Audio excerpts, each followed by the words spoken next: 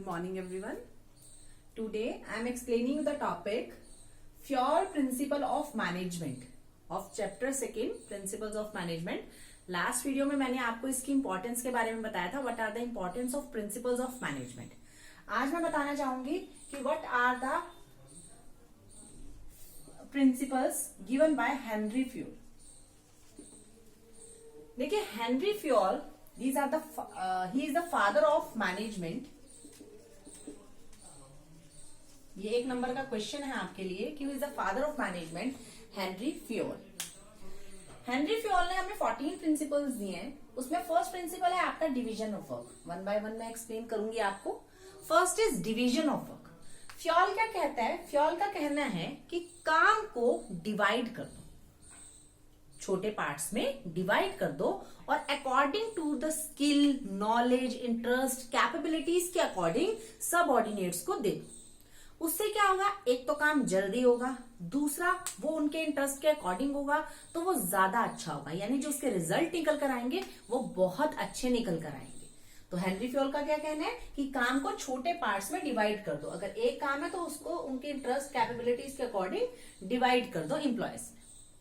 Second is authority and responsibility. What do you mean by authority? Authority means power to take decision. Decision लेने की power होना. And responsibility means obligation to complete the task on time. यानी काम को time पे पूरा करने की responsibility, obligation.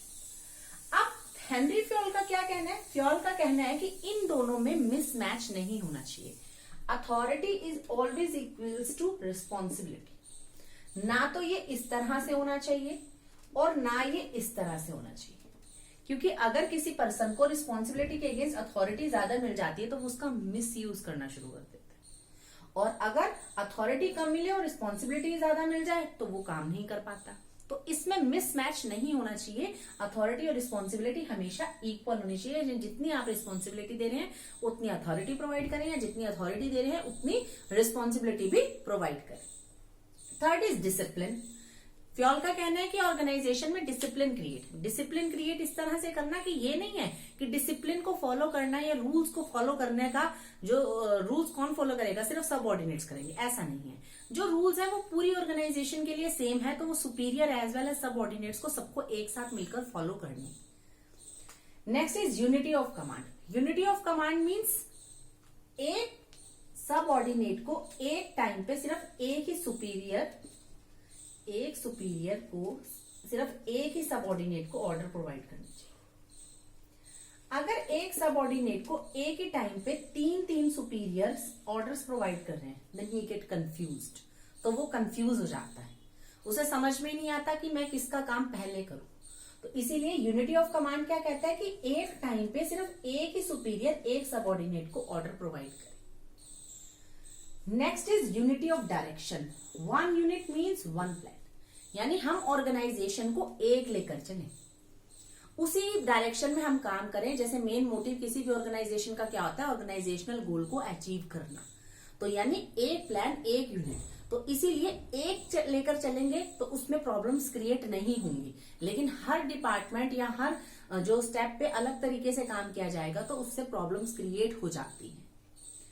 Next is subordination of individual interest to general interest. अगर मैं आपको ये कहूं कि अपने इंडिविजुअल इंटरेस्ट को या ऑर्गेनाइजेशनल इंटरेस्ट को प्रायोरिटी में रखो, तो आप किसे प्रायोरिटी देंगे?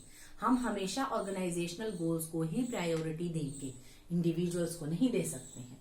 तो subordination of individual interest to general interest, यानी उनको अपने इंटरेस्ट से बाहर निकलकर ऑर्गेनाइजेशनल इंटरेस्ट को प्रायोरिटी देनी पड़ेगी, क्योंकि अगर वो ऑर्गेनाइजेशनल इंटरेस्ट को प्रायोरिटी देते हैं तभी वो अपने गोल्स को, पर्सनल गोल्स को अचीव कर सकते हैं. Next is remuneration of employees. Remuneration means according to the capability उन्हें वेजेस, सैलरीज, कॉम्पिटिटिव, फेयर और कॉम्पिटिटिव सैलरीज उन्हें प्रोवाइड करना. यानी जितना दूसरा दे रहा है कम से कम उतनी दो, तो फेयर जितनी उसे मिलनी चाहिए, कैपेबिलिटी के अकॉर्डिंग, उसके स्किल्स के अकॉर्डिंग जितना वो काम कर रहा है उसको सैलरी प्रोवाइड करना. Next is centralisation and decentralisation. What do you mean by centralisation? Centralisation means power in one hand and decentralisation means power in many hands, यानी जब पावर सिर्फ एक पर्सन के हाथ में होती है that is known as centralisation, और जब पावर बहुत सारे लोगों के हाथ में होती है that organisation is known as decentralisation. तो फ्योल का क्या कहना है? फ्योल का कहना है कि एक ऑर्गेनाइजेशन में ना तो कंप्लीट सेंट्रलाइजेशन होना चाहिए और ना ही कंप्लीट डिसेंट्रलाइजेशन होना चाहिए। जो ऑर्गेनाइजेशन है वो एक कॉम्बिनेशन होना चाहिए सेंट्रलाइजेशन प्लस डिसेंट्रलाइजेशन का, यानी जो मेन टास्क है उसके लिए तो सेंट्रलाइजेशन कर दिया, लेकिन जो जर्नल टास्क है, रूटीन टास्क है, उसके लिए डिसेंट्रलाइजेशन कर दिया। क्योंकि अगर ऐसा नहीं होगा तो सेंट्रलाइज अथॉरिटी होगी तो काम करने में बहुत देरी हो सकती है, डिले हो सकता है काम करने में। Next is scalar chain. Scalar chain में क्या होता है? देखिए जैसे टॉप टू लोअर, ये टॉप लेवल है, लोअर लेवल, इसमें डिफरेंट पर्सन वर्क करते हैं। ए बी सी, जेड है मेन टॉप पे, पी क्यू आर, ये स्केलर चेन है। स्केलर चेन का कहता है कि जो अथॉरिटी है वो डाउनवर्ड होती है, ऊपर से नीचे की ओर चलती है। जो भी हम वो देते हैं, अथॉरिटी डिस्ट्रीब्यूट करते हैं, कम्युनिकेशन करते हैं, वो डाउनवर्ड नेचर की होती है। लेकिन इन केस ऑफ इमरजेंसी, अब देखिए ऐसा है, अगर हम इसका प्रॉपर यूज करते हैं तो अगर हमें सी को कम्युनिकेट या इसके नीचे डी या ई को कम्युनिकेट करना है तो उसमें डिले हो सकता है। कैसे डिले हो सकता है? पहले ये इसे बताएगा, फिर ये इसे बताएगा, ये इसे बताएगा, देन इसे पता चलेगा। तो इनके और फिर ऐसे ही अगर इधर पता चलना है तो उसमें भी ऐसा होगा। तो फ्योल ने क्या कहा है कि इन केस ऑफ इमरजेंसी हम किस चीज का यूज कर सकते हैं? हम गैंग प्लान का यूज कर सकते हैं। ये जो सेम शो कर रहे हैं ये सेम लेवल ऑफ अथॉरिटी को शो करते हैं, यानी ए और P same level of authority है, बी और Q same level of authority पे। तो इन केस ऑफ इमरजेंसी वो गैंग प्लान का यूज कर सकते हैं। This is known as scalar chain.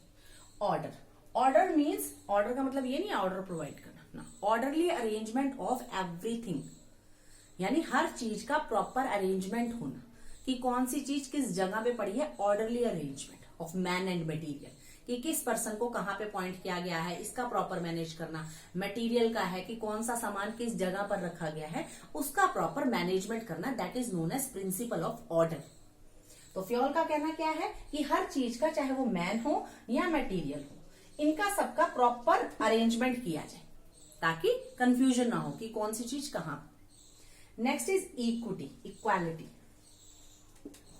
No discrimination, किसी भी बेसिस पे डिस्क्रिमिनेशन नहीं होना चाहिए। एज के बेसिस पे, सेक्स के बेसिस पे, किसी के भी बेसिस पे डिस्क्रिमिनेशन नहीं होना चाहिए। Next is stability of person.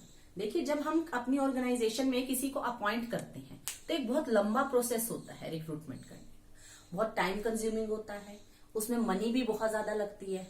तो आपको क्या करना चाहिए, अपने एम्प्लॉयज को, जो आपने एम्प्लॉयज इतने रिक्रूटमेंट का जो पूरा प्रोसेस था, सिलेक्शन प्रोसेस था, उसके बाद जिस एम्प्लॉय को अपॉइंट किया है आपको उसे टाइम देना चाहिए अपने को प्रूव करने का।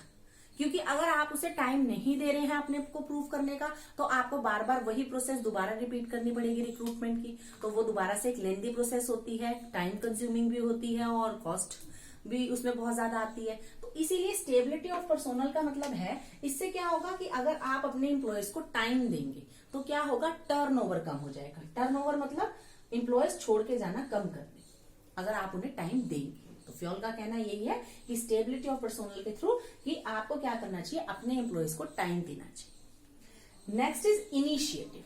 देखिए अल्टीमेट जो टास्क परफॉर्म करना होता है वो किसे करना होता है, सबऑर्डिनेट्स को करना होता है, लोअर लेवल पे जो पर्सन होते हैं उन्हें करना होता है। तो फ्योल का क्या कहना है कि at the time of decision making, जब आप डिसीजन ले रहे हैं तो आप अगर उनका इन्वॉल्वमेंट उसमें रखते हैं तो उससे क्या होते हैं, वो लोग मोटिवेट होते हैं, उनकी एफिशिएंसी इंक्रीज होती है। तो फ्योल का कहना है कि उन्हें इनिशिएटिव दिया जाए, डिसीजन मेकिंग में उनका इन्वॉल्वमेंट लिया जाए। And the last is Esprit the corps. This is a French word, Esprit the corps, जिसका मतलब होता है टीम वर्क, यानी यूज वी इंस्टेड ऑफ आई, कि हमें आई का यूज नहीं करना, कि जो सुपीरियर है उसको हमेशा आई नहीं, मैं नहीं, इसका यूज नहीं करना, उसे किसका यूज करना है, वी का यूज करना है, हम। अगर वो इसका यूज करता है तो उससे पॉजिटिव एटमॉस्फेयर क्रिएट होता है, तो जो सुपीरियर होते हैं वो मोटिवेट होते हैं उस चीज से कि हम मिलकर काम कर रहे हैं, आई नहीं, क्योंकि एक ऑर्गेनाइजेशन में बहुत सारे लोग होते हैं। तो इसीलिए जब कोई भी काम, किसी का भी कोई पॉजिटिव रिजल्ट निकल कर आता है तो वो पॉजिटिव रिजल्ट जो होता है वो टीम वर्क का होता है, किसी एक इंडिविजुअल का नहीं होता है। तो आज मैंने आपको हेनरी फ्योल के 14 प्रिंसिपल्स पढ़ाए हैं। Division of work, authority and responsibility, discipline, unity of command, unity of direction, subordination of individual interest to general interest, remuneration of employees, centralization and decentralization, scalar chain, order, equity, stability of personal initiative, and aspirate the corps. Thank you and have a nice day.